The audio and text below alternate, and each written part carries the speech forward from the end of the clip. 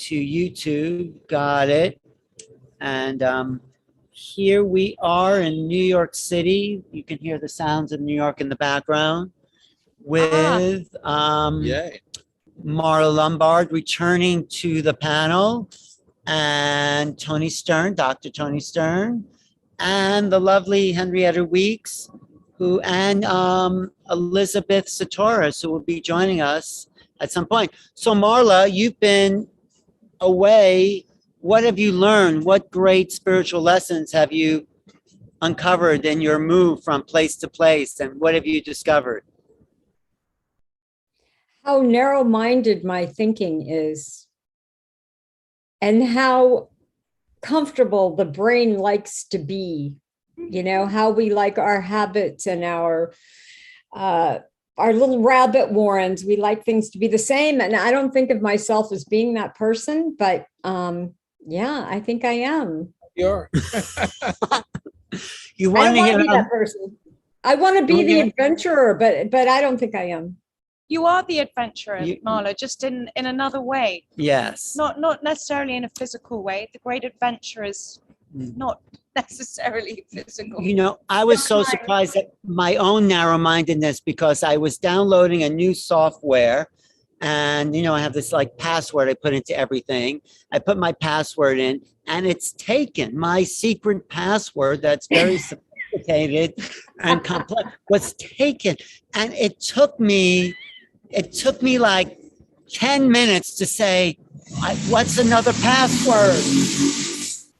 Like anything is a password, but I just was so used to that password. It's like, I couldn't think, it just stunned me for a moment. You know, Habits. Narrow-minded. you were talking, love you were that. talking, Well, go Alan, ahead. you were talking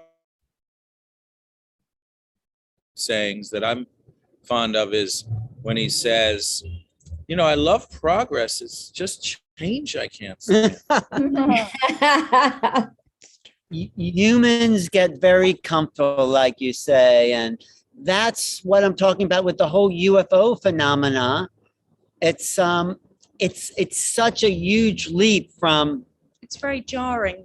yes to see this whole other reality that we cannot conceive of at this point. That's why we're in such There kind may of be new 11, times. there might be 11 dimensions from what I've heard. Okay. I mean, the string theory people have said 9 dimensions, and then whatever came after string theory said 10 dimensions.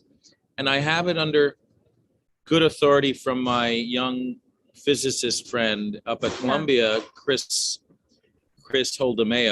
Mayo.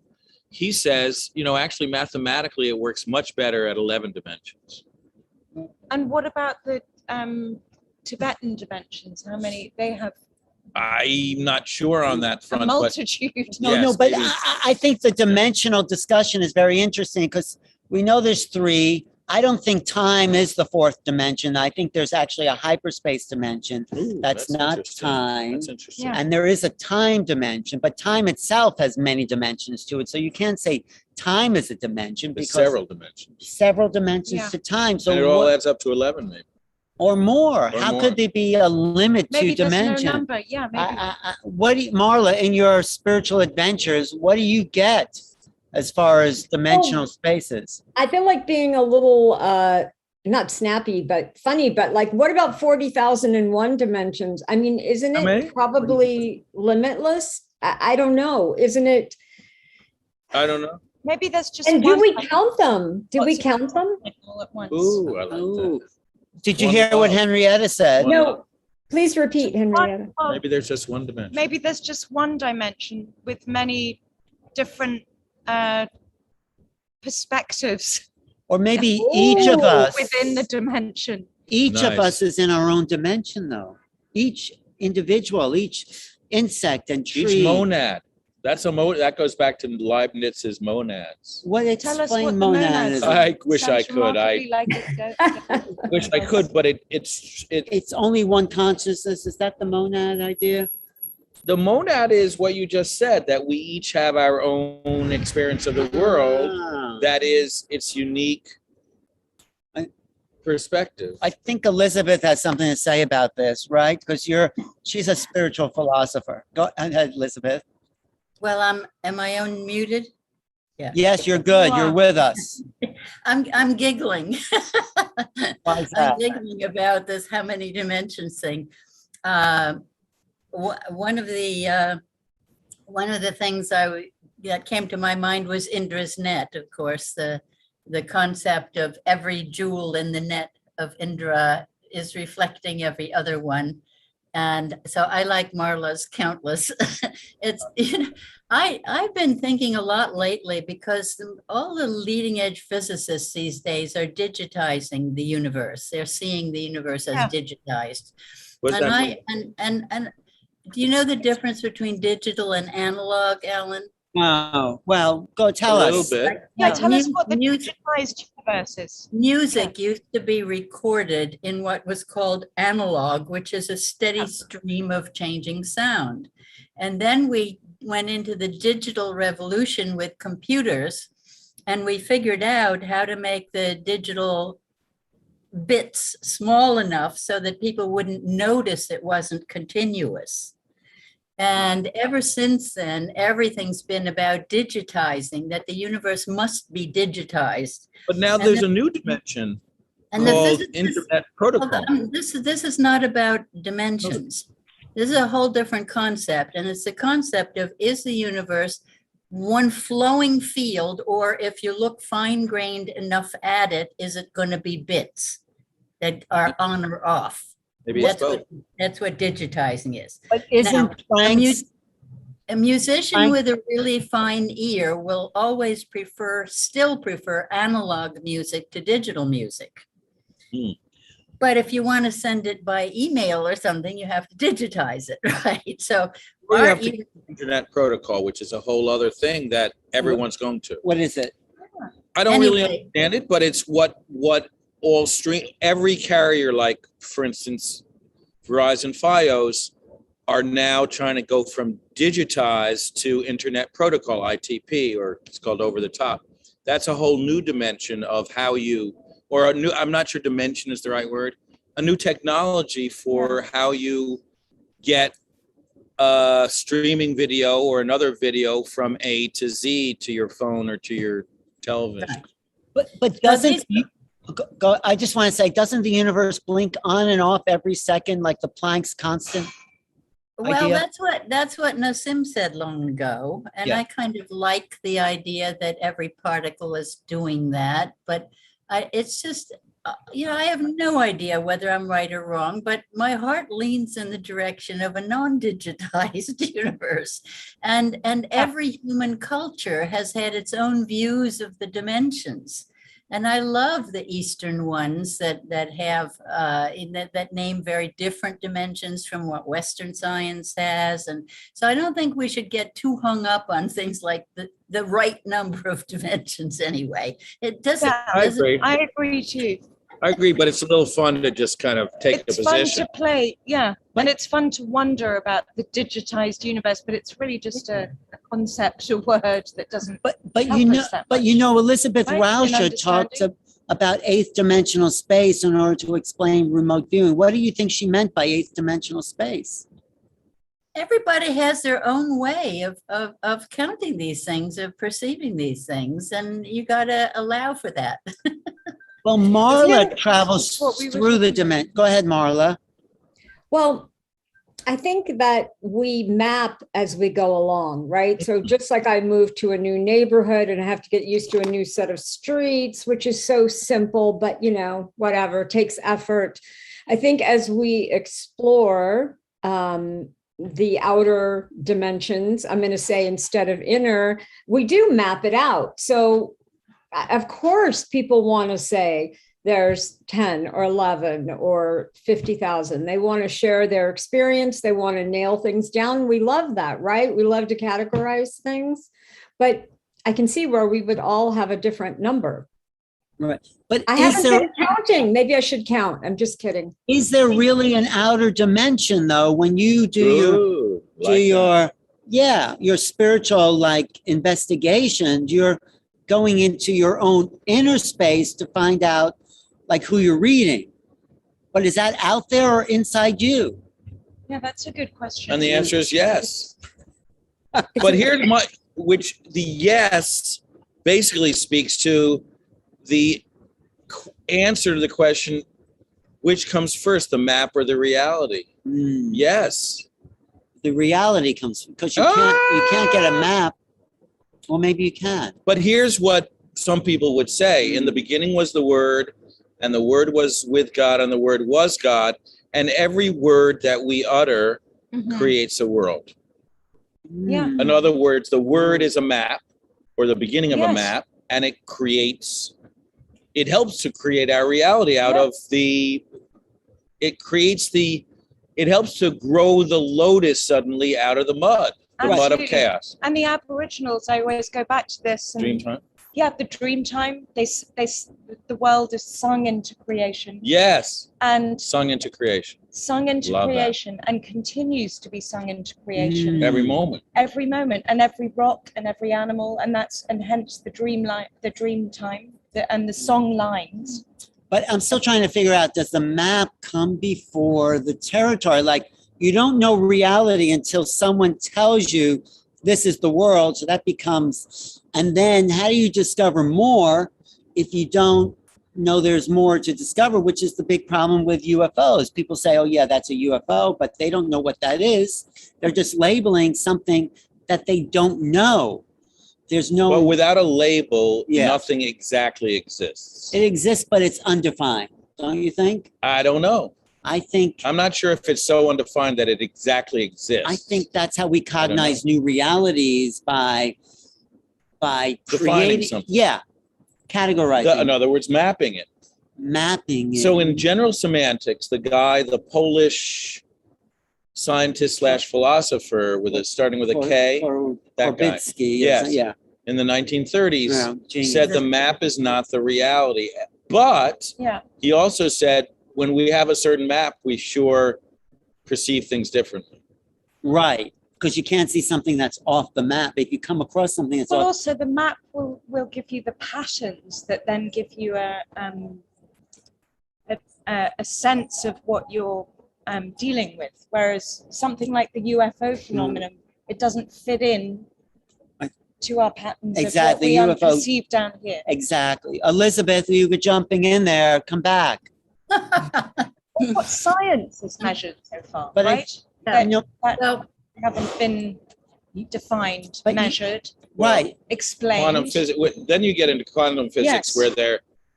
where they're measuring / quote unquote a lot, actually, including a lot of mystery. But science can only not. measure what they know. That's the problem with diagnosis. Well, not really. Right? Well, How do no. you know what you don't Starting know? with Heisenberg, Yeah. he said we cannot know both the location. Right. Every time we and the perceive the location and the momentum, every time we perceive a light particle, Mhm. we are changing its position Exactly. because of the light being coming, the observer too. because the light coming from our eye, as Right. it were. The observer, though, Within. has an energy. I think Ah. Marla knows that. When you observe something, you affect it, right, Marla? Marla? I think that is absolutely true. And that's the whole concept of presence, right? Just being present, just being there affects change or altering. However, I have spoken to scientists about observing tiny particles and that they change when they're observed. And they've said to me that's absolutely not true. It's that How we do have they to know? manipulate the particles in order to actually see them. So we have to separate them. We have to do all kinds of things. I don't know. It's just ways of thought. I like. Go ahead. Slit experiments show something else. Just the act of observation will affect that. So you don't think, depends which scientist you're talking to. I don't know what scientists you've been talking to, Marla. But Maybe I shouldn't name names. You could. But Oh, you definitely want to name names. But it Or at is least a well-known- locations. Yeah, No, that the maps. observer will affect the phenomenon. But when you material. But when you do your work, Marla, right, you're tuning into these other reality, and you're seeing, like that guy, I keep thinking about, you visited him in this other plane, even though he was not such a great guy in this world, he was like a Buddha in another world, right? Well, we're all at a think, savant in any world, right? That's right. We're all at So- a savants in any world. Some for strange- me personally, oh, sorry, Tony. Oh, go ahead.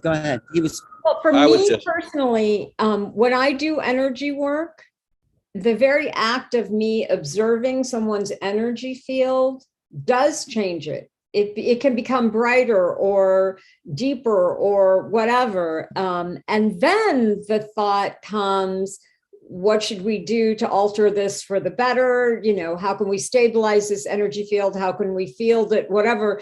But that the very act of observing does change it. it's because we are more energy than matter. Mm. Entanglement. E equals MC squared. We are both. I mean, in the Heart Sutra, it says emptiness is form is emptiness, emptiness is form. In other words, matter is spirit, spirit is matter. I mean, that's Buddhism 101, at least according to the Heart Sutra. Well, I was thinking about, in terms of what you've just said, Marla, in your work, when people encounter these UFOs, Mhm. these lights in the sky, these strange craft, which they can't understand the speed they're going at, Mhm. the lack of, understanding of how they're moving, their sudden disappearance, their sort of, the fact that they seem to be made of something that we can't understand. I wonder if our presence in Mm. relation to them Mm. is affecting, Mm. right? It's that it's a relational thing. Yeah, Grant In my Cameron own says that. experience, Yeah, tell us your really, experience. well, It's it's relational. my own recent experience with some rather unusual lights in the sky. Yeah. I felt like it wasn't just me looking at something up there, but there was a relationship, there was a communication, there was a response Mm. between the An two things. entanglement. An entanglement. Yes. And that was a whole, It goes back New to thing. Nietzsche. If you stare into the abyss stares back at you. You know that quote? I don't. It's a nice quote. It's like we're all entangled. Grant Cameron in my book says, no one sees a UFO by chance. You are meant to see it. You are part of the phenomena Nice. if you've seen Yeah. it. So like what you're saying then. yeah, I mean, I don't know about that, but that makes, Well, that's what he Yeah, says. that makes sense. Yeah. I mean, it felt like, well, it's definitely not just it. It's, It's a connection. It's a relationship. Yeah. yeah, and also perhaps you've invited it, even if you haven't. By the way, we were perhaps you talking have. about the movie based on the novel by Carl Contact. Sagan, By Carl Sagan, Contact. And in the movie, the Jodie Foster character seems to go through some wormhole Yeah. Yes. and ends up in a place that looks like Pensacola, Florida. Yes. And there's this great moment where she goes with her finger Yeah. up and touches the sky, as in Jimi Hendrix, excuse me while I kiss the sky.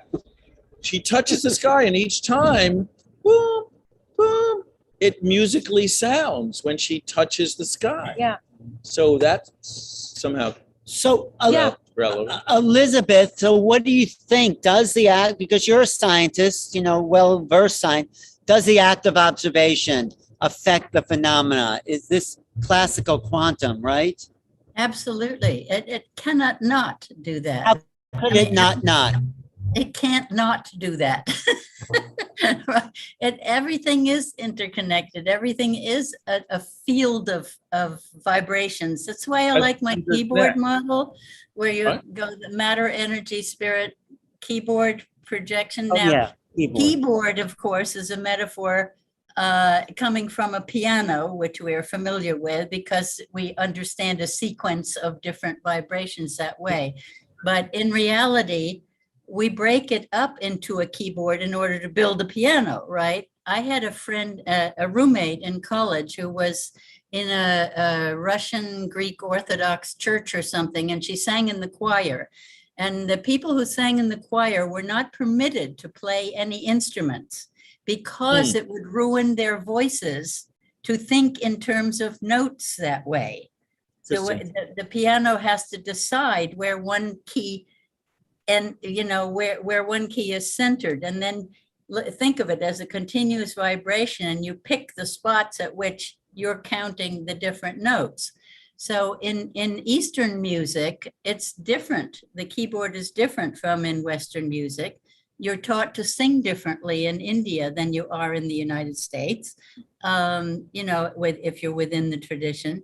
So all of it is really fascinating to me. And I don't know, when I think about, the animals have deep perceptions and they dream. We know that animals dream, at least mammals. We've been able to establish that. And in the dream world, there's no digitizing it to me, right?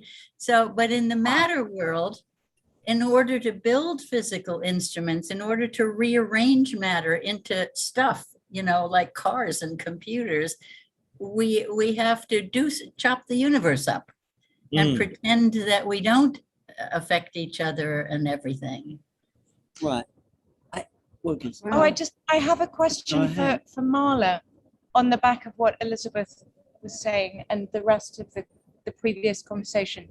When you're doing a session with someone and you're really traveling and seeing things, does it feel very much like the dream world, or is it a different world to the dream world?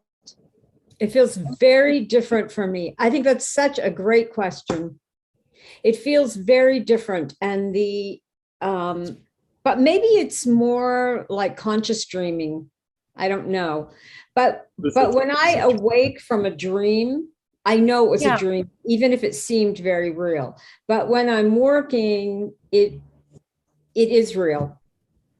See, that's the thing that really, I'm so curious about that, because there are some dreams that I've had, and I'd love to hear from Elisabet and you two, that are completely different to a regular dream, where, Are they UFO related dreams? Well, those ones actually, as I write in the chapter in Alan's book, they were so markedly different to any dream I'd ever had that it felt like it wasn't a dream, it was something else. But it also wasn't an experience like, everyday reality. It was something completely different, so I just wondered about them all the time. And then reading the UFO literature.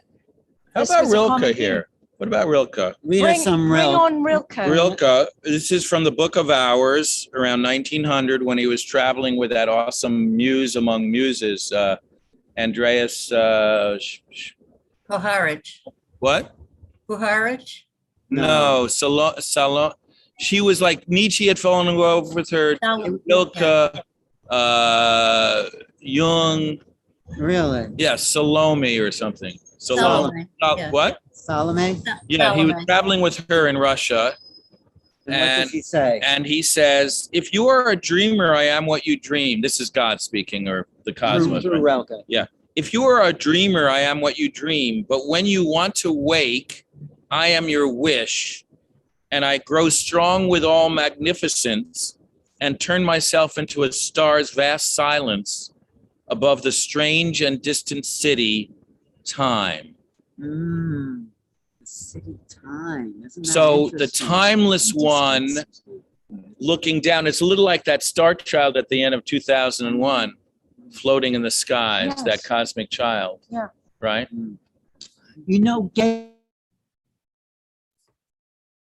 Getting back to this whole idea of affecting reality by observing it, I think we don't believe it because it means we're more powerful and more influential than we've been told. I think that's the big resistance to this whole. We're scared of our own power. Like we're hidden. It's hidden from us. Like the fact that we can affect something just by looking at. How come no one told us that growing up?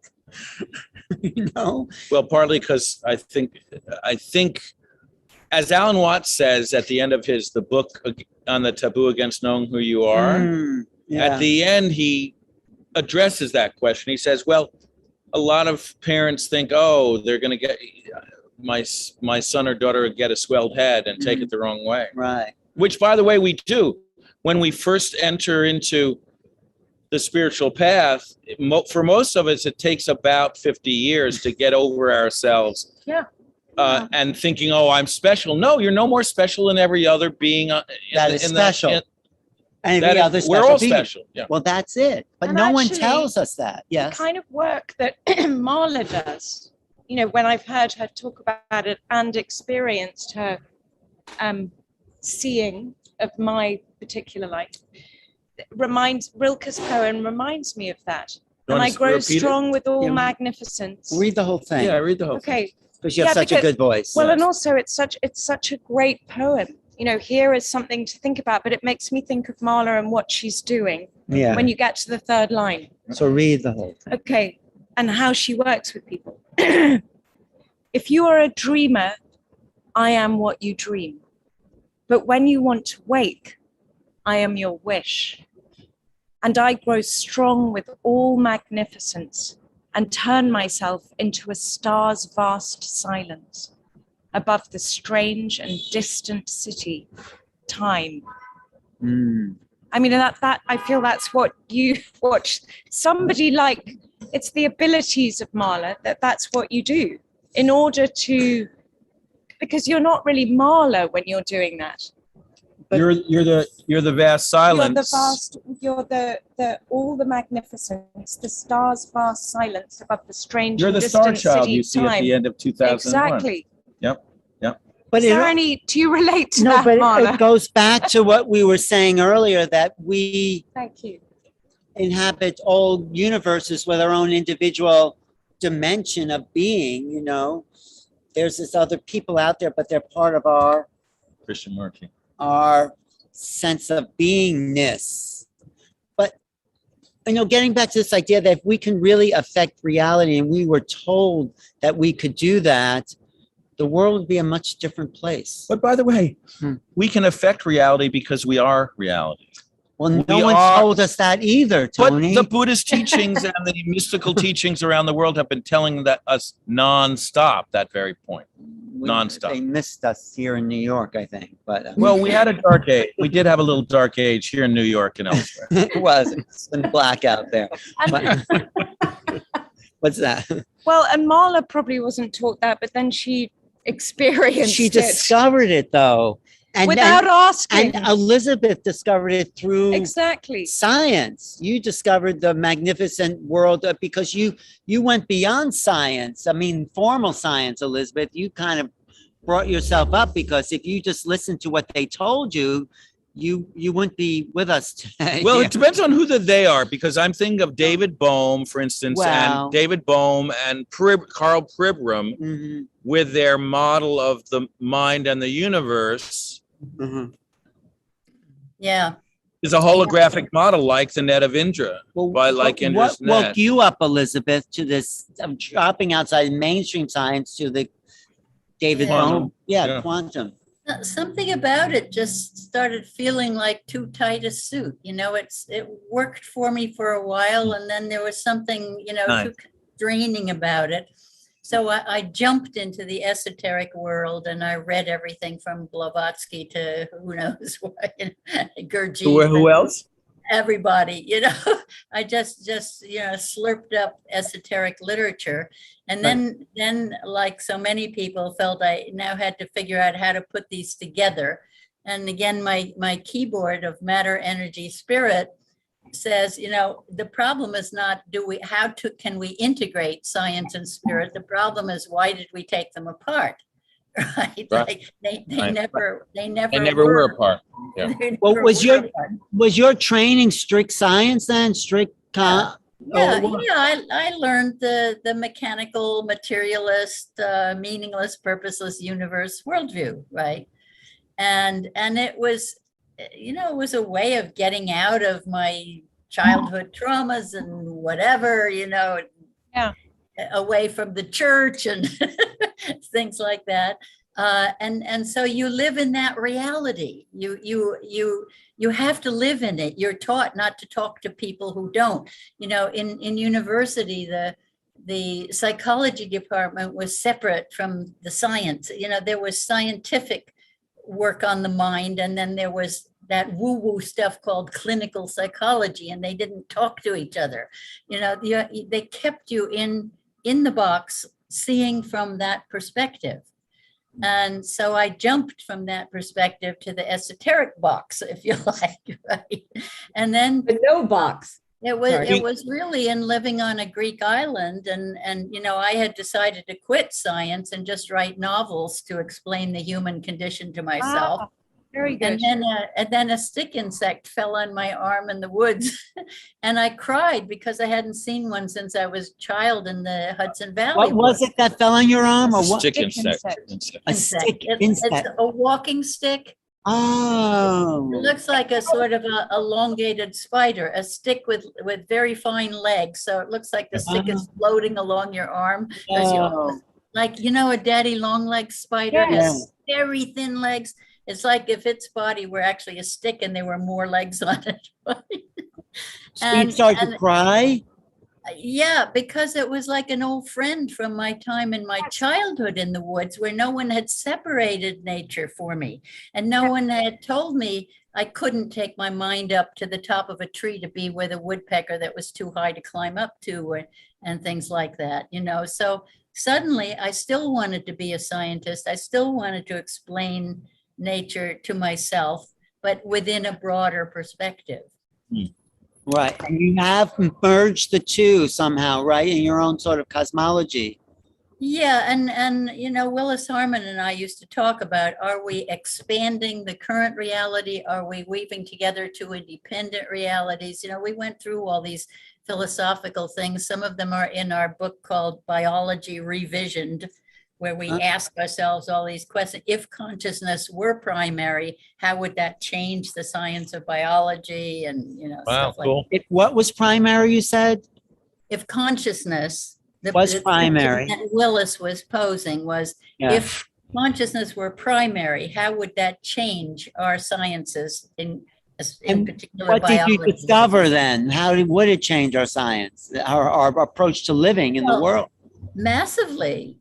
You know, that's what the whole new age is about. It's what quantum physics brought in. Look at the quantum physicists. They had to turn to India for a philosophy, a foundation that could explain what they found, because Western science's materialism couldn't explain it, right? So every founding father of quantum theory said publicly that they looked to Vedic literature to understand, because every science has its own axioms, its own worldview story, as a list of things like this is a material, non-living, purposeless universe on the one side, and the other one saying everything is derived from consciousness. And when I did the Islamic Sciences Foundation's seminar, they said Allah created the universe, but number two assumption, these are all assumptions, right, is Allah created a living universe and told us to study it.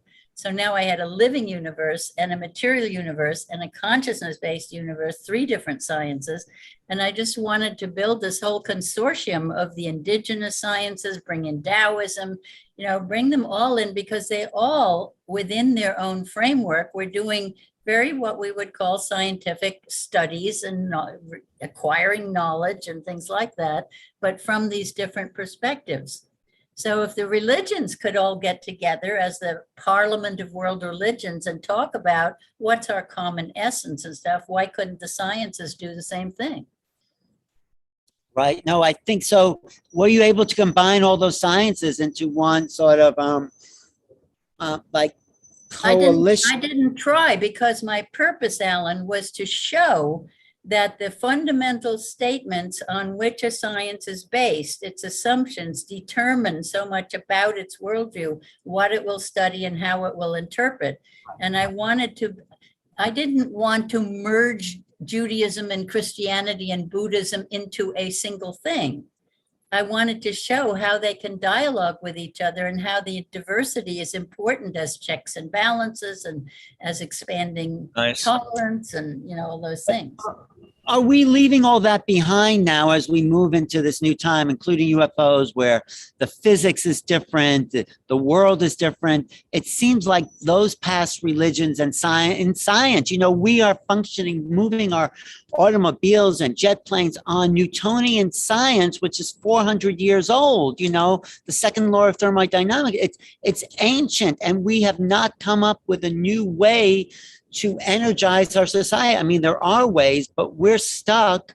And it seems like we have to leave all that behind and invent a new science that includes consciousness, study what the UFOs, ETs, UAPs are doing, and create a new world from the ground up, and essentially, I think. As long as it doesn't become a monoculture. Monoculture is a strange human invention. It doesn't exist anywhere in nature. Right. I think we have to be careful. Be careful, because that new science will have its own list of beliefs. Yes. And if it's going to exclude the other kinds of beliefs that can arise among humans, I'd say beware. Well, I would look to people like Marla. Somehow, Marla, you've created your own cosmology, I think, out of the. No, seriously, because that's true. Out of the psychic adventures you've had to put together a picture of a reality that worked for you, right? So, what is that reality, Marla? Well, I was thinking about that while Elisabet was talking. And by the way, Elisabet, I take notes when you speak. Just letting you know that. So, and Tony too, of course, but I can't keep up with all of you at once. So I had a favorite teacher, Bob Epstein. I went to Loyola Marymount University, and he was my film professor, and he was also an expert in jazz. But he talked about growing up in very simple terms. When you're a child, adults do the strangest things. And then you become an adult. And then if you're lucky, you move back into that child phase where adults do the strangest things. So I was thinking about, while you were talking, that young children like 3, 4, and 5 who have a lot of fantasy and a lot of imagination and a lot of dream of connecting with others. I mean, I used to love trees so much and wish that I could speak to them, and wish that fairies existed, and wished that everything that I imagined could happen. And then, of course, I bought the reality that I was given. And it's not that I wasn't a deep thinker or an explorer, but, I bought the package. And then my sudden spiritual awakening knocked all of that out of the park.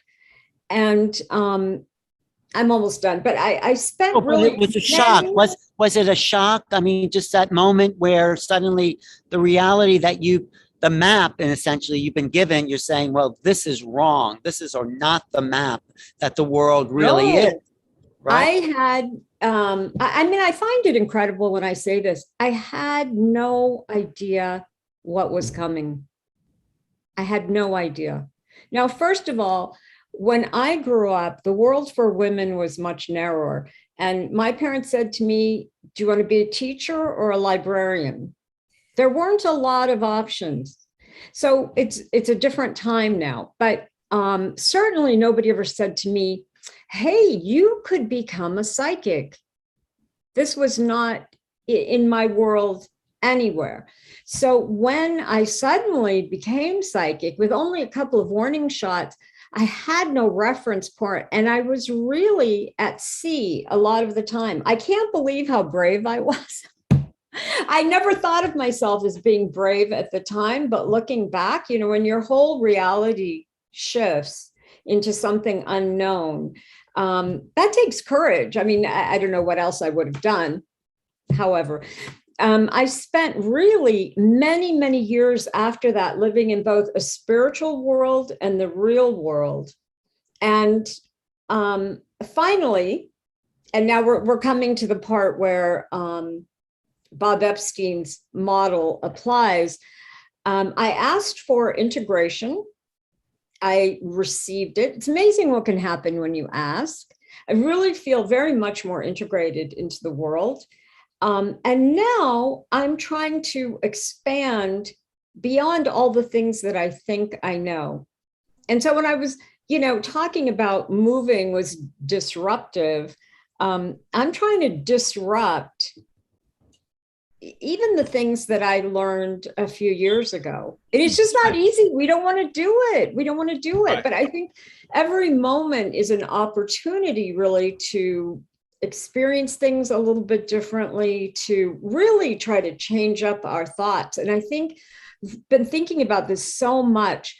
I was driving along the other day and I thought, you know what? We should really make an effort to do the things and have the experiences which make us smile. That kind of smile that comes from kind of deep in, and it's unbidden. I think that that's crucial. And we're somehow creating thoughts and experiences that are flooding our biology with good things, resetting our experience in the moment, and also resetting our future that we're going into. So I've just been very aware of how limiting my thoughts and beliefs have been about myself, about others. And it's really a challenge, isn't it, to think, I think we can only kind of open moment to moment. That's my conclusion at this time. Because if you try to think about all that you don't know, it's impossible. But I think, as we meet every moment, we can start to think, that's why you're with us, Marla. That's why you join these discussions. Like you keep saying, you keep learning something new. That's why we're with you. That's true. And by the way, while I have the podium for a moment, Should I get my notes ready, Tony? Yes, get your notes. There's a simple title of a Netflix movie that my friend Peter Gallison made called Black Holes, The Edge of All We Know. Black Holes, The Edge of All We Know. I want to see that. Which is awesome, which does two awesome things, at least. Number one, it shows how dang exciting real science is. Like a worldwide scientific effort to take a photo of the impossible, which is a black hole, the last thing in the universe that has any intention of being taken a photo of, because everything goes into it and nothing comes out. So it's a worldwide collection of. I want to hear what Elisabet just said. Research. Although she just was a little black hole herself, where she wasn't saying anything, even though she thought she did. Anyway. But that's one amazing thing, that it just shows the excitement of a worldwide scientific quest. A. B, it's philosophically one big Zen koan, like, how can we know what we don't know? What can we know about the unknown? It's amazing. It's an amazing movie. Strongly recommend What's it called again? Black Holes, The Edge of All We Know. And it's a documentary. It's a documentary which includes none other than the Brief History of Time guy, Stephen Hawking, and a lot of other cool people. But those are all good points for this discussion and UFOs. Like, how do we know what we don't know? And we think we know what UFOs or even ETs are. We only base that on the known. And this is totally new territory. But except for you, Marla, who can tap into those realms and have visions and maybe. I think I was completely limited, Alan, before I met you, about ETs. You were confused about that, you said? No, I was limited. Oh, limited. In my thinking. I just didn't go there. I didn't know what they were. I was really influenced by the culture of Little Green Men. And I just, so now you've helped me open my mind to the fact that I have been having, of course, this goes without saying, but I've been having paranormal experiences since I opened up spiritually. And how, talking about integration, how is that different than experiencing an ET? Right. It's not really in my mind. Marla, have you met any of those strange little people since you started thinking about them. Once you'd met Alan, I'm really curious because because No, people but you know, I talk already these phrases had. and these, you know, She already had. She didn't realize Ah, that she had. but that's the interesting thing. but- So they're these archetypal may- right? May I quote one of my more favorite Yeah. authors, G.K. Yes. Chesterton, Gilbert Keith Chesterton, who was one of the big influences on C.S. Lewis, Mhm. along with George MacDonald. Mainly those two. G.K. Chesterton says, it's a dreadful It's thing 8 to o'clock. say that Mr. W.B. Yeats does not understand fairyland. And yet I say it. Mr. Yeats is too clever an Irishman to understand fairyland. Takes a simple yokel like myself. He's not stupid enough to understand fairyland. It takes a simple yokel like myself who gapes and grins and does what he is told to understand fairyland. But I want to thank you, I think. You're welcome. Elisabet, you're one of the first sort of like out there investigators from a scientific into the UFOs, you know, field. When cosmic cultures meet in the 1990s was one of the early conferences. What woke you up to the fact that maybe there are other beings out here, or was it just obvious to you? Gosh, I don't remember, Alan, when I first became aware of them. That conference in 1995, as I've said before, I was actually living in the Peruvian Andes when it took place, so I had to fly up from there to Washington. But I was already, obviously, I already knew Scott Jones, the ex-naval commander who organized that first disclosure conference. And then John Mack, I think I met John Mack at that conference first, and then later we met again at Dialogues with the Dalai Lama and other places. So I don't know, it came upon me through various things, but I can't trace it back to a single incident. But what do you make of the whole thing now and how far we've come from the 90s to now? Well, you know, it's high time we stopped thinking so anthropomorphically to think that we're the only intelligent creatures in the universe. I always thought that was pretty bizarre. But how do we embrace that sociologically?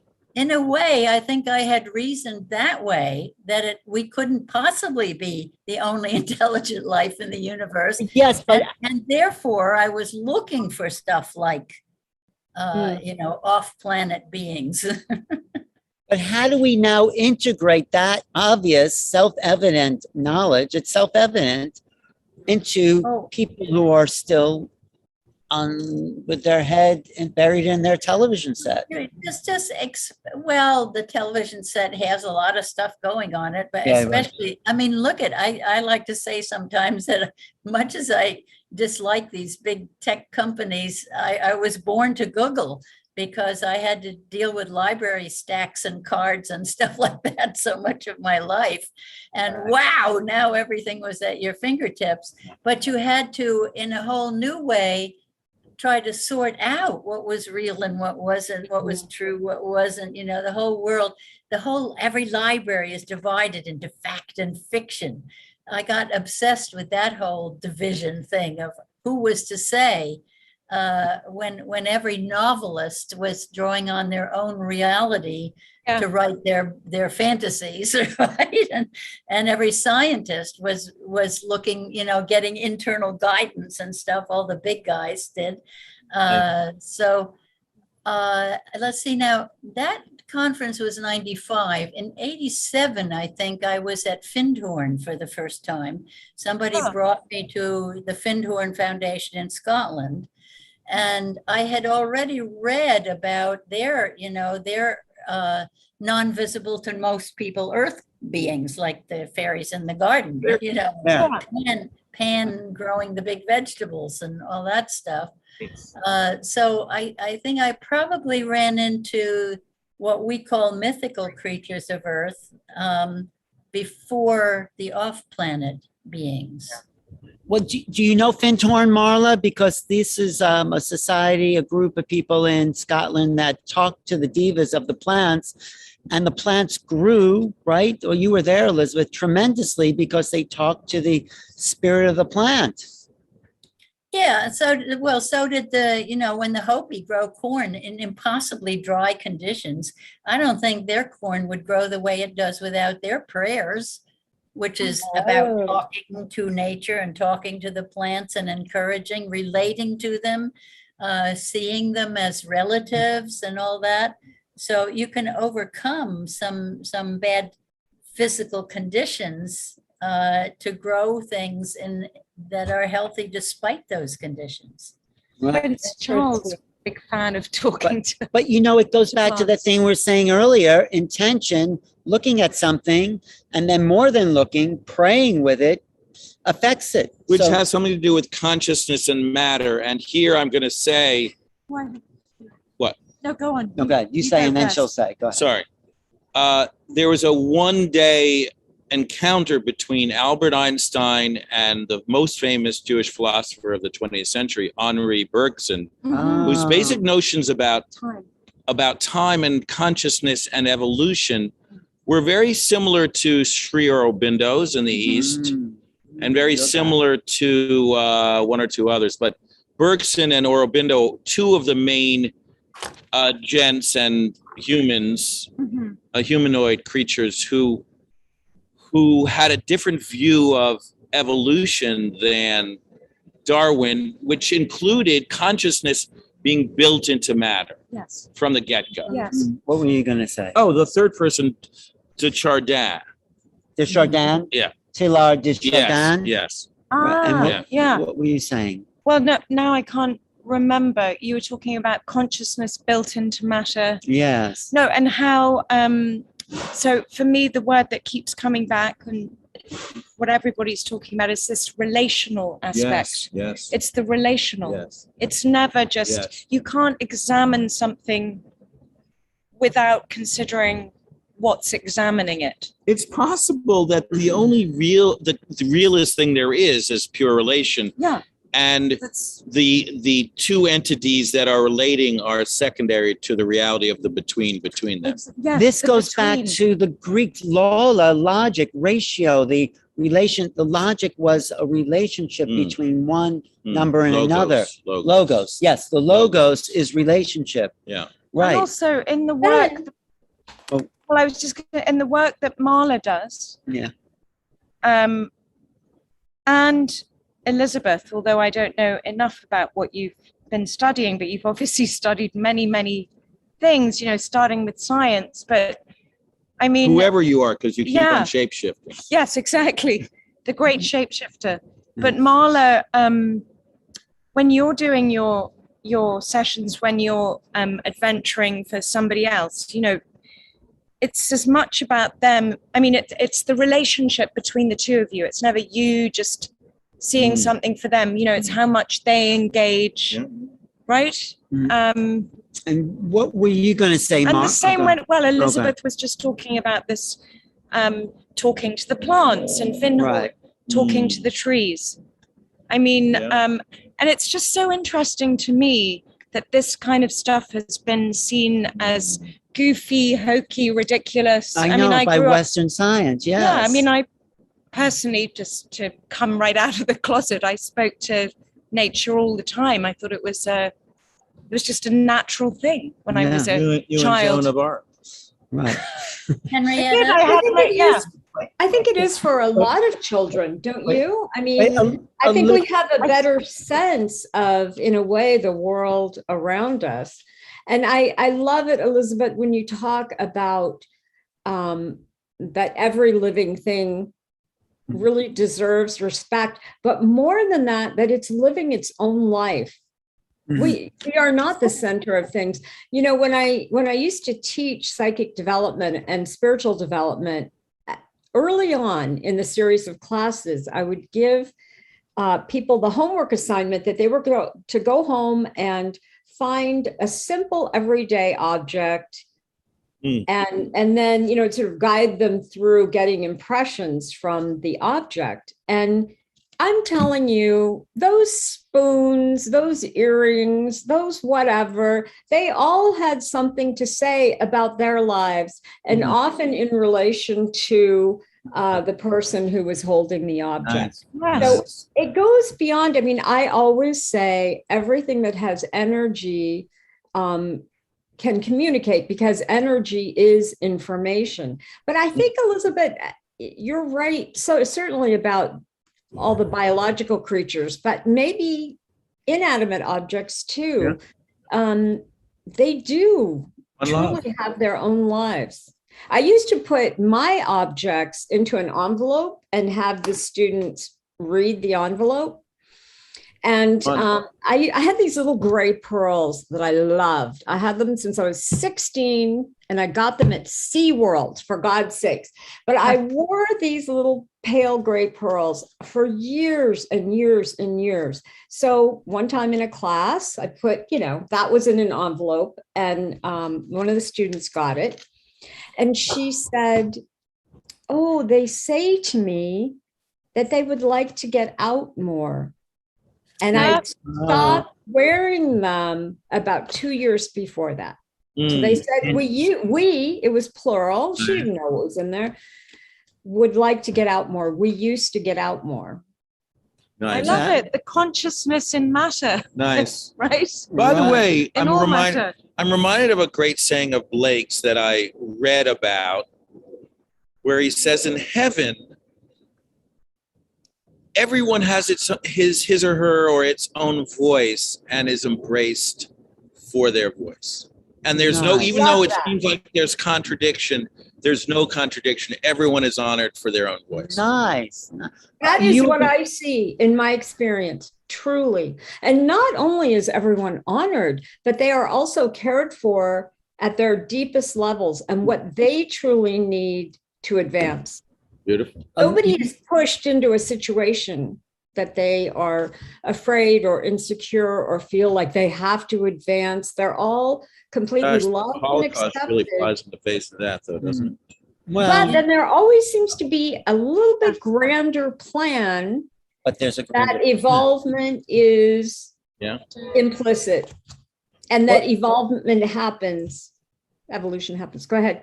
Pretty implicit. It's pretty hiddenly, secretly implicit at times when somebody is seemingly suffering, having nothing to do with their own intention. That's true. Yeah. It becomes a little heartless to say, you create your own reality and then someone is suffering. Oh, yeah. Yes. I mean, I don't think this is our job to do it all. I'm talking about on the other side in heaven. Yeah. On that other. However, one day I was, doing a mediumship reading, and I thought, but here are all these people that I've talked to over there. They're all blossoming. They're all secure. They're all enjoying, but there's a foundation, a support there, which reminded me a little bit, and I'm not Catholic, but I went to a Catholic university, as I said earlier, and I really felt that there was a foundation under me that was supporting me as an individual. I felt it in my teachers and the administrators, whatever. So I felt kind of the same way about meeting people in heaven or on the other side. They all knew that they were going to move on, but they didn't know when. But they knew that when the moment came, they would know where it's to sort go. of like this place, though. That's what I was thinking too, Ellen. Maybe we are supported in such a grand way, and maybe there is this tremendous foundation under each one of us that supports our one love. But I think Elisabet was going to say something earlier to your thing that you responded to. Do you remember what that was, Elisabet? You were going to say to Henrietta? I hope you do. Yeah, I do. But I'm going to go in backwards order. The most recent question, I think, with Marla's about can inanimate objects be alive too? And I used to think a lot about the difference between mechanism and organism. And mechanism are the mechanisms that we humans invent usually come from a kind of heat beat treat thing where we mine minerals and we force them into unnatural configurations, and we end up building these cars and computers and things.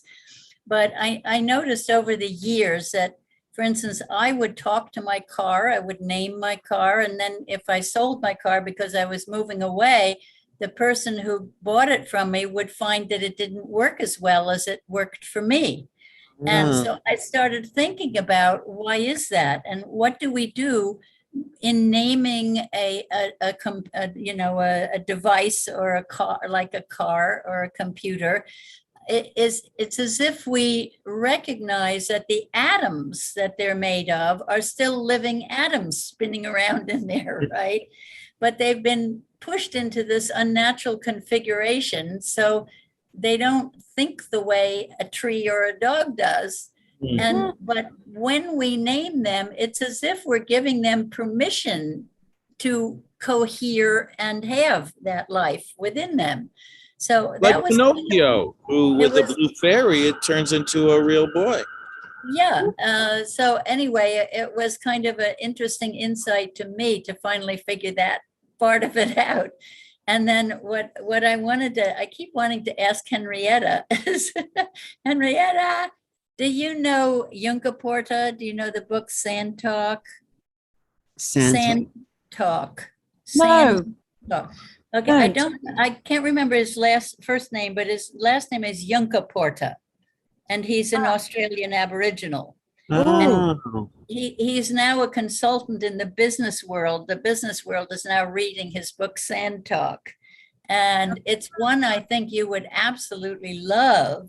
I think all of you, it's really worth getting that book and reading it. I bet he knows a thing or two. Oh, right. Yeah. And you see, he grew up within his Aboriginal culture, understand life from that perspective. Yes. And then, you know, the most interesting people I've met often have been people who grew up in an Indigenous culture and then learned ours. Yes, like who have a doctorate in Indigenous science and then one in Western science and can understand the different perspective. Or the other way around, you know, you're from this and then you go back to explore. Or the two really together, deeply, like the filmmaker who did Jojo Rabbit, who's half Aboriginal and half Jewish. The New Zealand guy.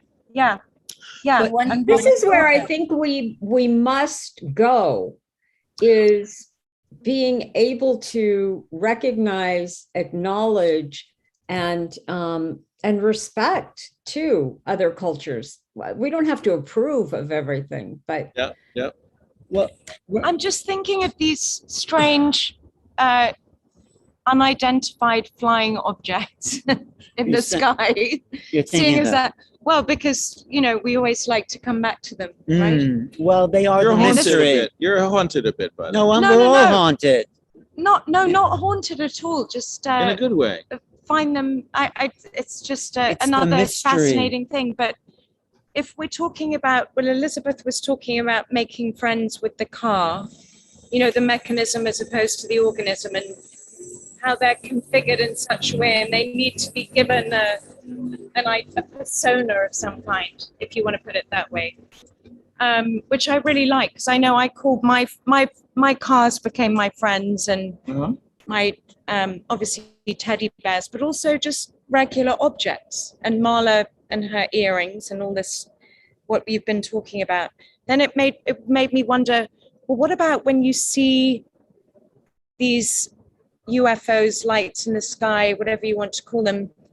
What if you then start a dialogue with them and you start naming them, you know, or not so much naming them, but trying to really strike up a conversation, which I think that's important. Now, here's my question for you.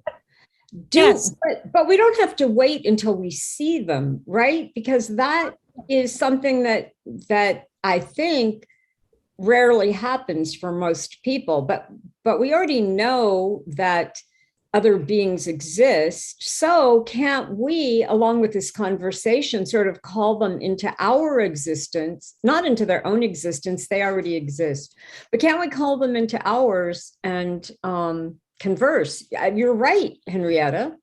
Yes, yeah. Well, recently, so I asked, who are you? And the answer was, well, who are you?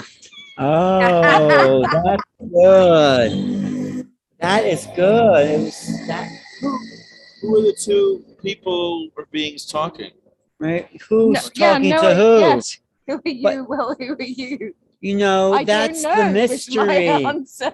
That Well, is there's the that who's mystery. on first, that whole. Well, that's a Abbott whole and other Costello. thing. Well, but Who's it goes to Who? Yeah, it goes to the mystery. the Yeah. mystery of who are But- we? Who but are And you? then The what other- happened? Did the conversation go on, Henrietta?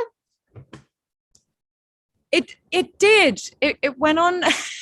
It went on a long time, but nothing that would be that interesting to report here, I don't think. But the other thing, I think it would, but you know what I'm also thinking of, what Elisabet brought up as living atoms. How does Yes. the living beings must have different atoms, maybe because of the field. And this reminds me of Walter Russell's work. Did you ever work with Walter Russell? Talk about his science, because that was out of the box, wasn't it?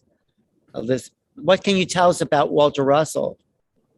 Oh, I absolutely love his work. The most interesting book is one written about him called The Man Who Tapped the Secrets of the Universe. Wow. Where was he based? is that all? Virginia. He was in Swananoa, was in Virginia, I believe. I think the Virginia. I was at that. It's a huge palace-like mansion that he and his wife were given to live in during much of their lives. He didn't have his spiritual awakening until he was over 40, I believe.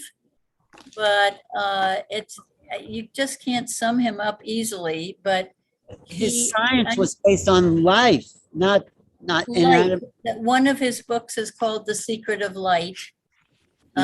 He understood, I think, black, white, WHOLES. I was going to say to Tony, it's not true that black holes don't emit anything, because they do emit light. And physicists, the radiation. Physicists only acknowledged that well after Nassim had figured it out, Nassim Haramein. And Nassim drew on the work of Walter Russell too. Oh, wow. But they had pictures of light.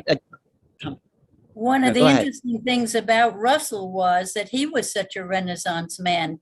He once he had this connection to the universe, he could do anything he set his mind to.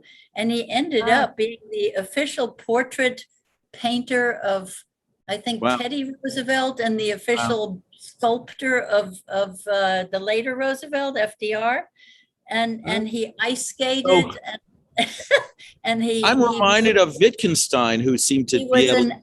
an architect who, there are buildings on Manhattan that he built. I think Carnegie Hall may have been one of them. Really? Wow. That's amazing. Well, this reminds me of Ludwig Wittgenstein, the Viennese Jew who ended up at Cambridge University, and who apparently everything he touched, he was a genius in.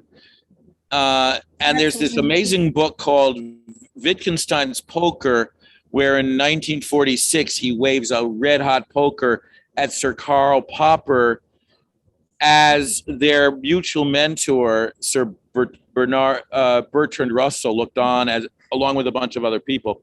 Fascinating book that I would strongly recommend. What's the book? It's called Wittgenstein's Poker.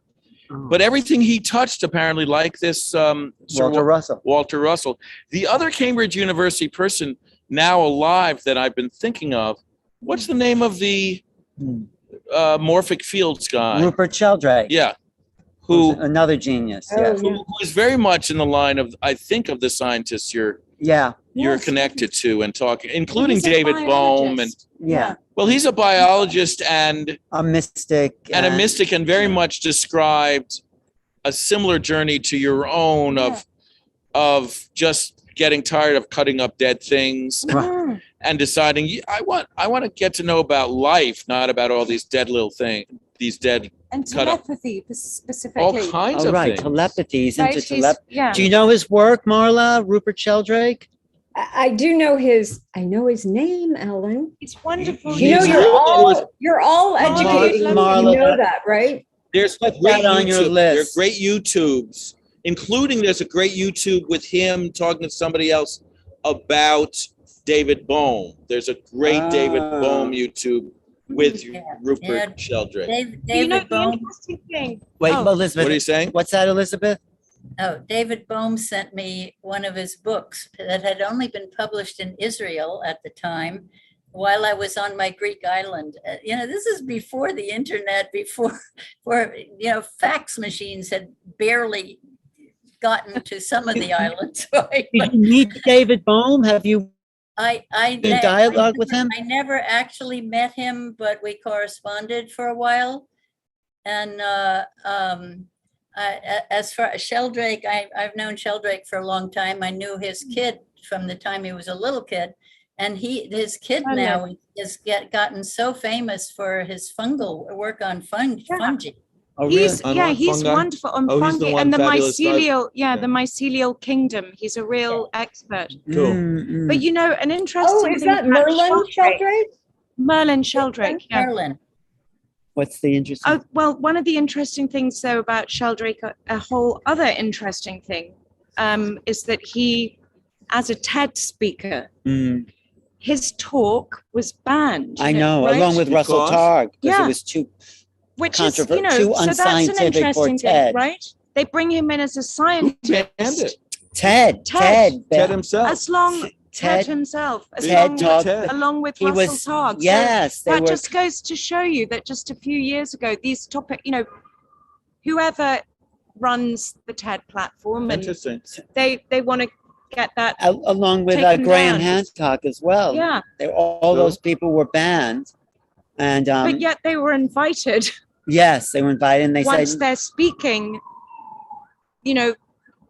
They were given the hook. yeah, that's it. well, I mean, Elizabeth was controversial in her time. Are you okay, Elizabeth? Or is it getting time for your turn into a pumpkin? Yes.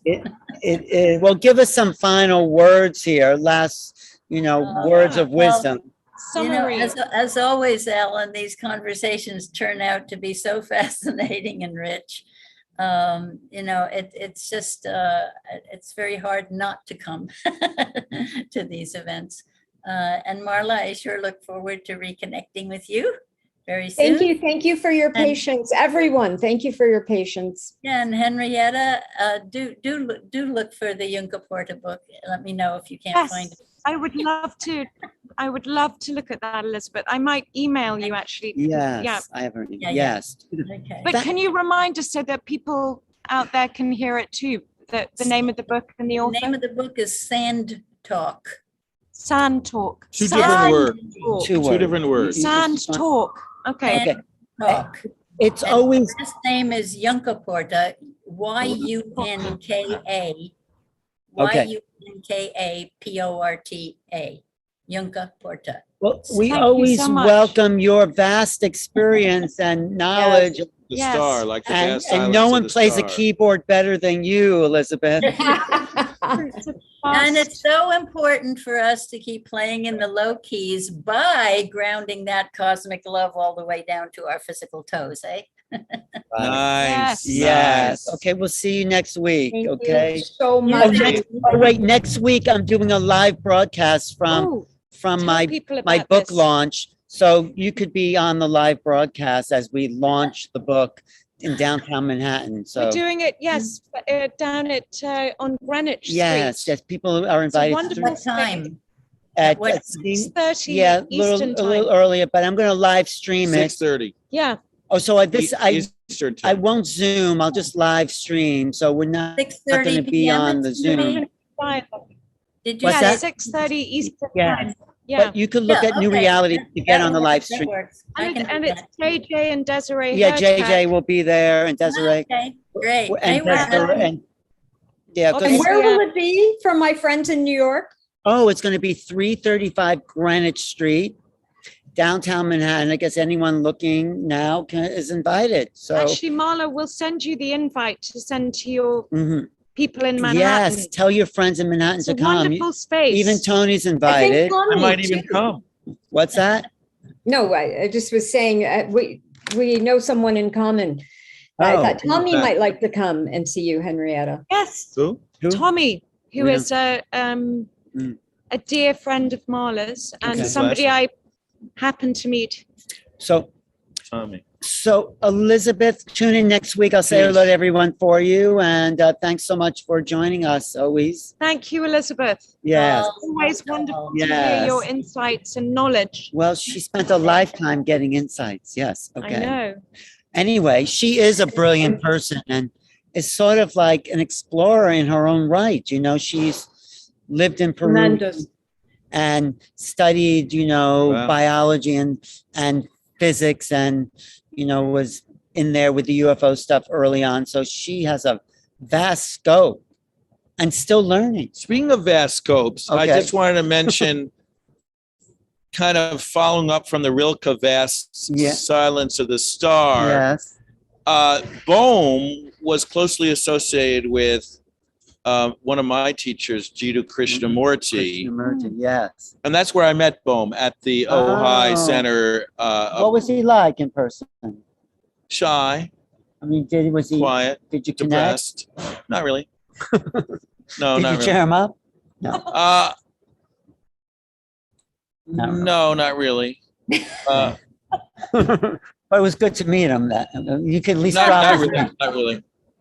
No, just kidding. No, just kidding. Just kidding. That was a joke. It was, of course, it was good to meet him.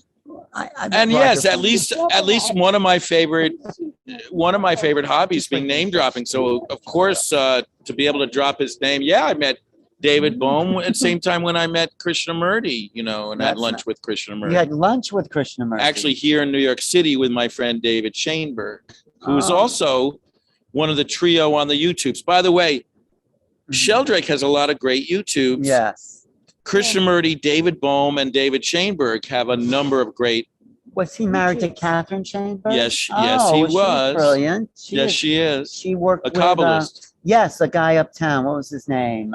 Jerry Epstein. Jerry Epstein. That's where I met. I interviewed her. Well, they both studied under the same Jerusalem. Yes, a mystic. Fraudulent mystic. Fraudulent. No, not so fraudulent, but I all don't- of us mystics are a little fraudulent, don't you think? Marla's not fraudulent. No. No, You know except why? Marla's the one exception. Marla's the one No, exception. you know to prove why? the rule. What, Marla? Because, okay, I wish that, like psychologists, psychics had their own ethical system, but we don't. Yes. And You don't. I have heard psychics say the most outrageous, I think, inappropriate things. Like, let's go to bed. Like, let's go to bed. Yeah. I have some, Marla, I think about this all the time That's funny. with a lot of the psychics that I know. Yeah. Let's No, go but the most important thing for psychics now, Like, now you that we turn me know that on. it's a real thing. Wait, what did I say that again? Well, no, now that psychics are becoming much more Accepted. Professional accepted and professional and used by, and I mean, boundaried yeah, yes. Well, and sometimes. no, that they are thinking, a lot of them, that I know that are good people, decent people, about really, Like Marla. yeah, exactly, Like Marla. learning about what to say and what not to say, when to say it, when During not in to a say reading, it. you mean? Yes, and sort of, Oh. And what right are after the the reading, like, what are the boundaries and ethics of your like actual no more happy practice? endings at the end of these readings. Because right now, I mean, we are laughing and it's Time good. to say goodbye with these No, two. what's Marla have to say? Sorry. Oh my Sorry. God, and I'm being all serious about it. Yes, But please. I don't know any psychic who is, they're so really, everyone I know is so pure and trying to help. I agree. They do want But to. we don't have an idea of ethics. And I would love for, no, I overkill on the ethics. Overkill on the like ethics. I'm probably too careful and too. Yeah, I think you are. You're too polite. No, you can Never never be too careful. No, Not you're- in this day and age. You're too Not in this polite. piece- I not in bet this there's a lot PC more you would world. say that you don't say because you're careful in your readings. Like, right? So I you don't think you get have into like the lower perfect balance. chakras with your clients, for instance, even discussing it. What's that, Marla? I think she has the perfect. Wait, what she was Balance. going to say? Mm. What were you going to Where's say, she live? Where's she Marla? live? California. Well, I'm thinking really hard about that. You know, I think I go into it with this total system of ethics, but but you know, there's time. Oh, I have a little rule. I forgot, Ellen. I have a little rule. If I hear it 3 times, Mhm. then I feel it must probably be said. Wow. Right. So maybe Cool. the first time, Great room. do you want to know what happened once? Wait, I Yes. just want to say one thing before you say that, because as a psychic, you really don't have boundaries. You're invading people's personal psychic space. And there's no like hard, fast, like there's at least skin on our bodies. But when you're in someone's head and Yeah. psyche, where do you create the boundaries? You Like, already, that ship You has have to make sailed. them up. That ship has sailed. You've already invaded somebody's boundaries, like the most precious boundary there is. Like, The most Like the precious. Psyche, You're right, right. Tony. You're but anyway, right. what were you saying? No, But she was going to tell what us were you something. gonna say? I just want to give you Cory. a little example about how I fought that. So I have had, of course, people call me about love affairs, and let's just say that they're married, and I see that the union is blessed. And I tell them what I get. But I had this client once who called me, and we had an appointment the next morning. we're all and ears, 10 by the way. o'clock- We are so excited. Wait.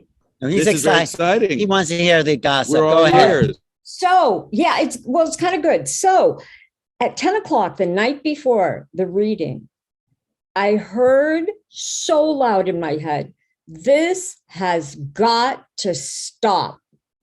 And I had a feeling that it might have to do with an illicit love affair. So I thought about it a lot. It was a new client. I didn't know, but it was so strong. And I kept hearing it. It's still the next morning. And I thought, you know what? I'm just going to spill it. I mean, so I didn't even really get into who she was or who I was. I just said, I have this message. It's so strong. I'm going to say it like I'm getting it. This has to stop.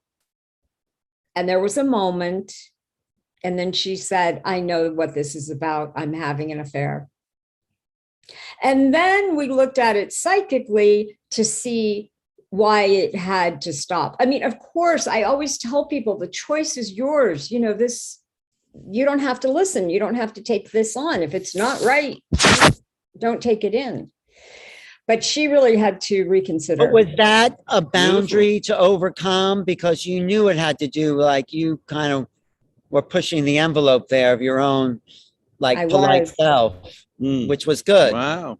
Cool. I don't But know. she- It just Great felt story. So strong she- and 3 times. And the woman needed to hear that, actually. Turns yeah, out, no, it's yes. up to her to Yeah, whether she takes Great it or story. not. Great story. that Marla Which has. just goes to show that it's not my value system. Sorry. It's not your value system. How much It does is she- in a does she sense. charge you? Is there a Well, I am universal polite value? and I am careful, but But- it's never my job to judge what people are doing.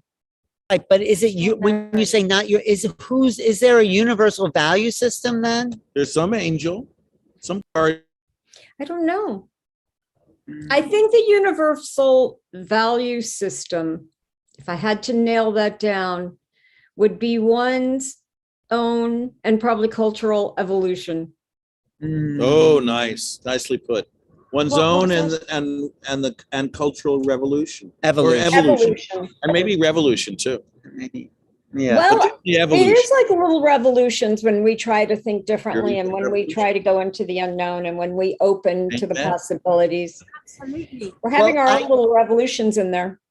I'm so happy you joined us all these weeks to have your own little revolution there, Marla. And to Yes. share it with us. And if you all don't mind, I just want to read this Krishnamurti statement. Yes, do. we Which love, goes we with do the love Rilke. Krishnamurti. Yeah, I have do a love- question. Do you Yeah. remember what you both ate for lunch? that is cute, Marla. That's cute. No, Yeah. I'm really I- curious. I remember. I do. What did you eat? I forget. Was it bacon and eggs? No. Actually, I had bacon and eggs yesterday morning. Oh, I was just picking up on that psychically. But read the read I the- missed you all so much. Okay, Oh, thanks. I Well, really we did. missed Oh, you and gosh. Henrietta. Okay, Yeah, I'm go going to ahead. read the Read- Krishnamurti, which read- relates to Rilke. Ready? Yes, sure.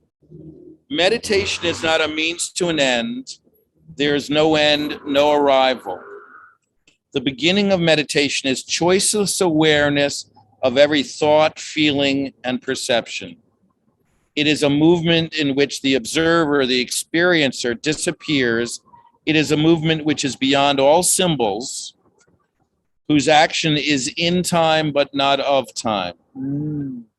Is there such a thing as choiceless awareness? If the observer affects reality, can there be choiceless awareness? The observer, according to Krishnamurti, which is a question Right. or an assertion which deserves some questioning, that merits questioning.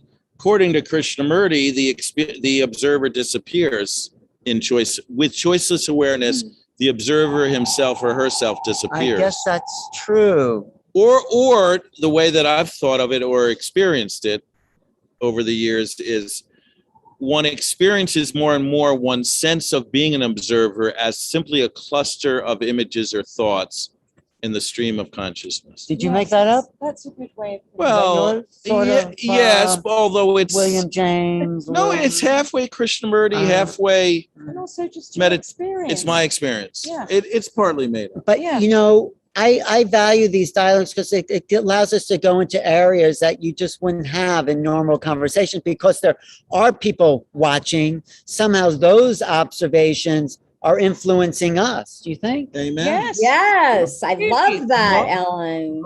Right? One love? One love. He says one love. Give and take. Yeah. Let's get together and feel all right. So what's your conclusion here, Henrietta? There's no So my arrival. conclusion. There's no arrival. I mean, what do you No, get from What's all the of it? takeaway? What, Yes. Takeaway thoughts. the takeaway thoughts from this. I mean, where do we go from here? Well, Into the unknown. I keep coming back. Sorry to be. No, don't be Boring about sorry. it. Don't be The sorry. lights in the sky. I keep coming back to the lights in the sky in the context of all the conversations we've been having, Yeah. and how they're very mysterious little trickstery, shape-shifting Mhm. things up there. Gremlins. They appear, they disappear. Mm.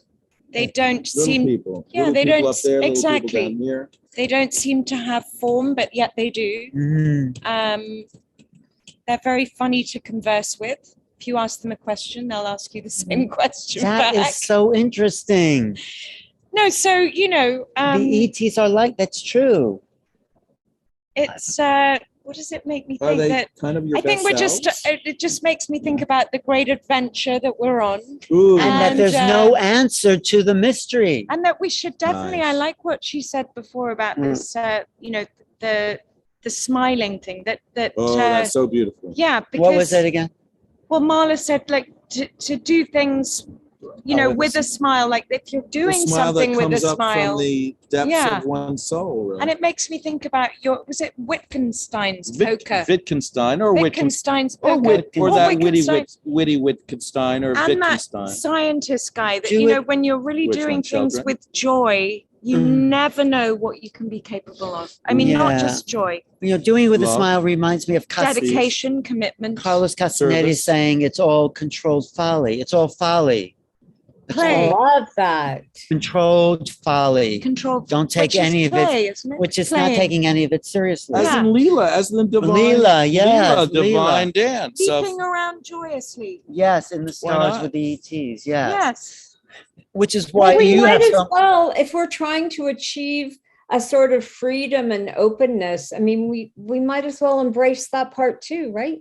Absolutely. One of my friends who's a Buddhist scholar, who's obviously taught me nothing, did tell me that as he started studying when he was 18. And so a lot of the young Buddhist monks that he met went on to become Rinpoches, etc.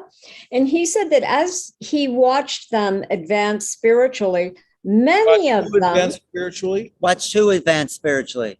these Buddhist monks, Oh, Oh. yeah. because he knew them for decades, because he's now Yeah. in his 60s and he started studying when he was 18. So he knew these Buddhist monks, some of whom became Rinpoches and, all of that. So he said that as he watched them spiritually advance, they, for the most part, began to make more jokes, Yeah. bad jokes, Yeah. and laughing very much at Yeah. their own jokes. Yeah. Yes. Yeah. Right. Laughing a lot. And also, But let's yeah. do that. Let's just make bad jokes and laugh at them. By the way, Yeah, I and realize, help other people that, Yes. really in the shit. but Let's don't, just say it. but Yes. here I'm going to say I learn almost every day. You can't jump the gun and invite somebody to too much laughter or joy who is really feeling the grimness of life. No, absolutely. that's It's a true. very fine No, line. you might That hold is- that to that is. yourself. Yes. But Yes. that kind of spirit within Yes. yourself Yes. could directly affect them Yes. Yes. Yeah. without laughing. Yes. But Right. inside you're But- full of joy. If you're gonna, Yes. you got to Yes. be. Yes. That could help. Yes. Oh, Right? for sure. And often Yeah, does. I don't And think that never- joy or happiness should be an expectation ever, true. ever. Yeah. Well, by the way, I'm And, reminded of and never to minimize suffering. We Yeah, got yeah. all of it. one of the great Rebbes, Hasidic Rebbes says, all true joys hail from heaven, but all true sorrows do too. And by the way, I know this is dim-witted of me, but what's the name of your friend who's from age 18 observed these monks over the years? Because maybe you know him. His first name is Yeah. David, but I don't think I should say his last name. Okay, you don't have to say it. David first name. No, that's that's good enough. fine. That's good That's enough. fine. But the Dalai Lama is very joyful himself. I mean, maybe he's an example. It's like a giggling child. He is. He's always like he was reading something where I read something where he was thinking about a woman, and then he said, I realized I was a monk. Why am I thinking about that woman? He says that. And then he thought, because I'm human, because I'm a Yeah, human being in addition exactly. to being a monk. or more than being a monk, you're a human being. I would have said that to and a him. man. And yes, but And men are a dogs. feeling. No, men have biology that's specific. Well, that's Huziewicz' great line. Who's That yours? great. No, much funnier guy than me, although much more tortured. Lenny Bruce. Lenny Lenny. Bruce Oh, said was men are his- dogs. That's- One of his great routines. That's Love probably Lenny Bruce. true. I think that's true, Marla. No, that was one of the great. You know how it is, but yes. But Well, anyway, we're not going to go into my lovely dating life. All right, now no, listen. okay. Not this time, anyway. I love you all I so know. much. Thank you, Marla.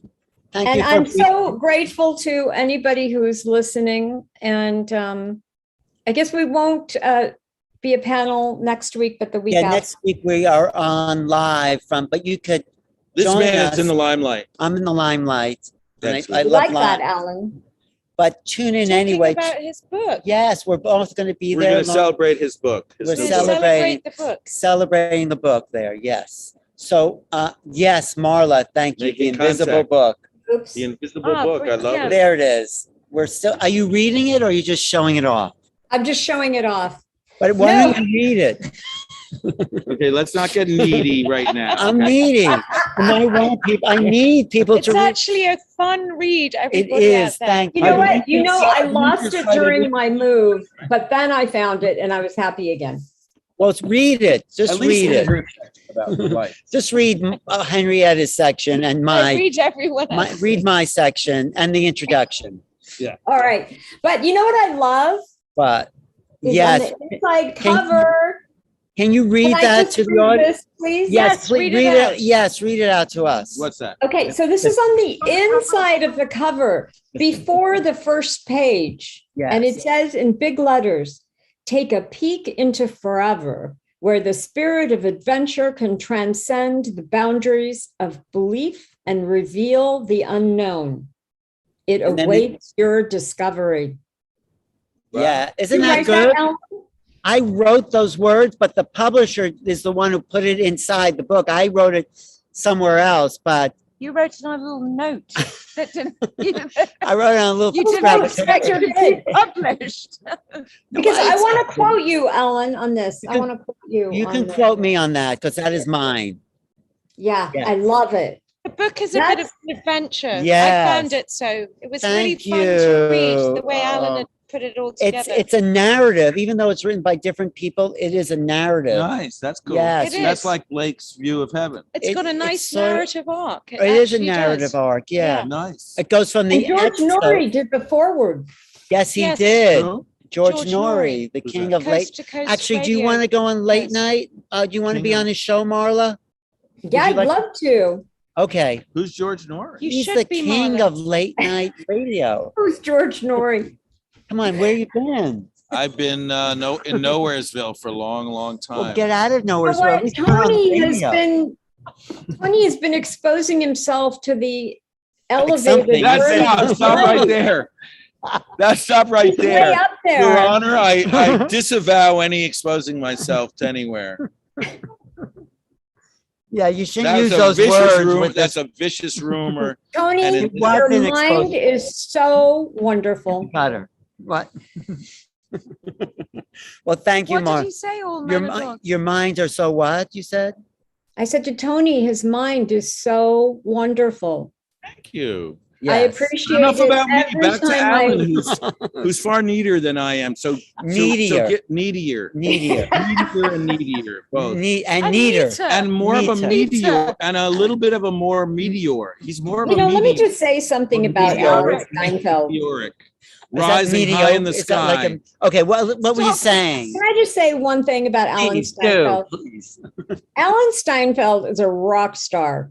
Oh, Oh, thanks. Okay, I don't know what that means, but it means good things. Okay, It means you're thank gonna you. get That's all a the channels. huge compliment. I know, but can you You're right, translate Marla. that? You're right. Translate But that's that. just a launching off point. Let's hear. What does that you- mean in like Yeah.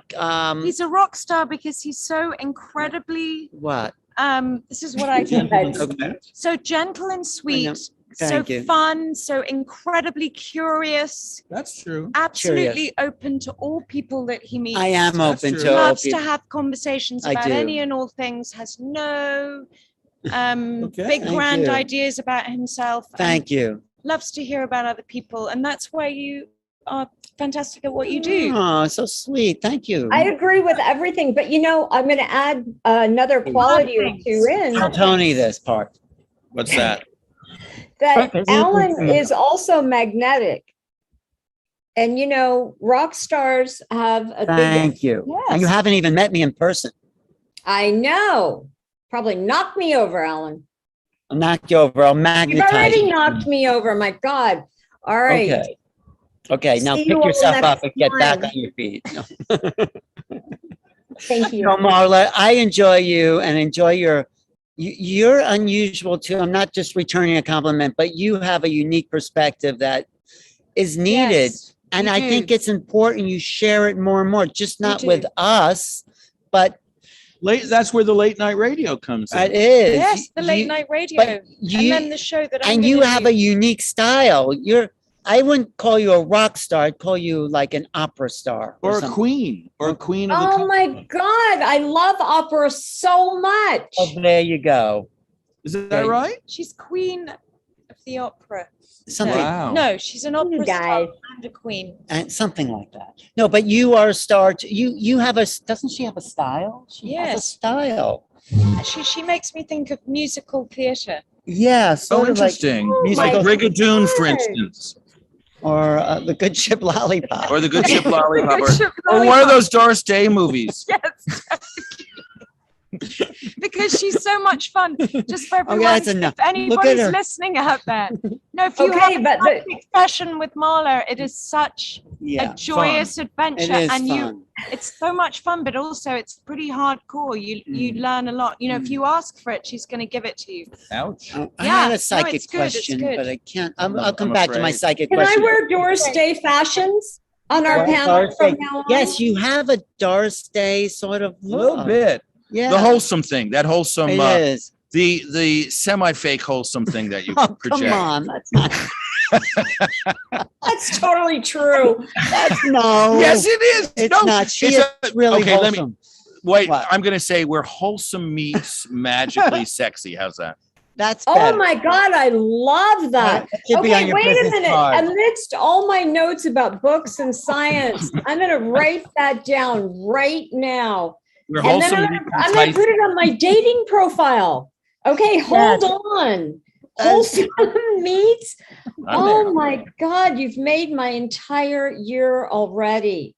Good. Oh my Okay. God, but what was it? No, I forgot. Okay. It's where Wholesome meets wholesome magical meets. sexiness. It's where Is that- wholesome meets.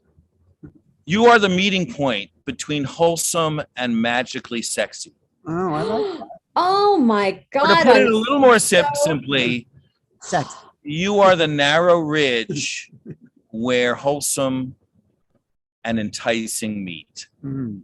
Oh my God, I'm so happy, Tony. Okay, you know, we Okay. can't Take exactly so get a room little. right No. now.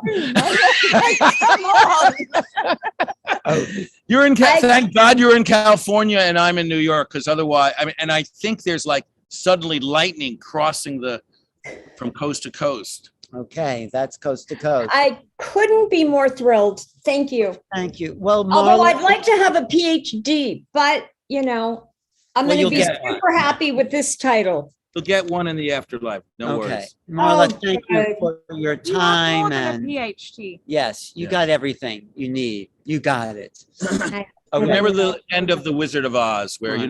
the diploma, Right. that whole ending, where Yeah. you don't need The a happy ending there, PhD. yeah. All you need is a diploma that shows that whole Wizard of Oz shit. Maybe it's you'll more- give me an honorary diploma. Then Yeah. I'll be happy. Life will be perfect. But we'll pick this up in 2 weeks from here, but let's stay in touch anyway. And Okay. are you open to readings if someone's watching and actually wants a reading by I you? would love that. I would love Okay, that. how would they find you? Everybody can find me at marlalombard.com. Okay, Lombard? Lombard, How do you spell Lombard. that? right there, Lombard. Oh, Lombard. Okay, what were you saying? Well, yeah, and she's really good. I was just thinking, when's there going to be like a serious Department of Psychic Studies in academia when you can Well, teach the PhDs? there I would are some at love the that. Rhine Institute. Right? There is Yeah. some There places. are, but they're still Rhine- peripheral. California Institute They're of still Integral peripheral. Studies Yeah, has a little bit going on. and And the there's Rhine the London Institute- College of Psychic And the There's Rhine actually an Institute in Rhine Duke. Institute. Duke. So Oh, there are, wow. Oh, so there you go. It's There are coming some. in. It's coming it's in. been Rhine around a long Institute. time though. But anyway, Marla, let's stay in touch. Thank you, Okay, everyone. love you guys. Yes, everyone Thanks, Marla. I'm online. taking my new title and going into the future. Oh, someone actually What's repeated the new Back to the title? this. future. What's the new title? What's Look at your this. new title? Someone repeated this Oh, online. you gave it to me. Enticing? Oh my God, how quickly we forget. Well, Wholesome I didn't realize meets that was- magically sexy. Somebody's Someone picked up wrote on that. it. Someone Okay. wrote that in the chat. okay, good. Oh, someone wants the Rilke poem link. That can Oh, you? What's that's from Stephen Mitchell. Translation. Translation by Stephen Mitchell in his collected Rilke poetry book. Okay. And it's from the Book of Hours. But the other strongly recommended translation of the Book of Hours is the Anita Barrows, Joanna Macy translation of the Book of Hours. Yeah. And there are other good ones, but those are the two Mitchell top. might take a little too much. Stephen Yes, too much poetic license. Stephen, I think he could. Maybe. Could Maybe. I mean, I know I prefer other people's Joanna Saudi Macy. Ching, but Joanna Ah. Macy. be. Joanna Macy and But- Anita Barrows are But great. he's a good guy, Stephen Mitchell. Stephen Yeah. Mitchell. I- I think he's he's But married it's to- from he's the married Book of to Hours. Byron Rilke's Katie. Book of Hours. Oh, yeah. And Rilke, what's yeah. the poem? What is the poem? Book. It's you know what? He only translates like 3 of the Mm, poems, right. and so if you get to And- his collected Rilke You'll find Mar- that under in there. Book of Marla Hours. wants to go. She's being so patient. Marla Okay. has stuff to No, unpack. look at, you know why you sense that on my face? Okay, look at how many notes that I've written. I'm like, But my none. brain is full. That's why you see that look on my All right. face. I'm like, Go I want to empty your brain and we'll continue. Bring it Don't all, relax bring the it brain. all through all the chakras, Marla. All the chakras, and all the way up the spine. This has helped you take yourself less seriously, though, hasn't it, Marla? It has. But you It has. And I've been trying to do that. So thank you for Welcome. helping me.